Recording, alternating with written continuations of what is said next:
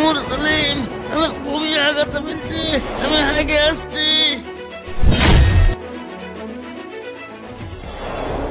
আরে ওর কি পাতলা পায়খানা হয়েছে নাকি রে? কে জানে, কাজ কর।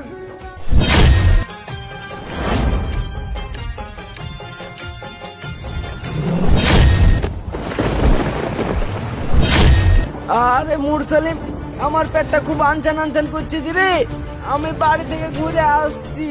কি ব্যাপার রে, তোর আজকে কি খেয়েছিস? সকালবেলায় চা আর একটা বিস্কুট খেয়েছি, তাছাড়া কিচ্ছু খাইনি রে ভাই। হ্যাঁ চাচা, আর তাড়াতাড়ি আসবি।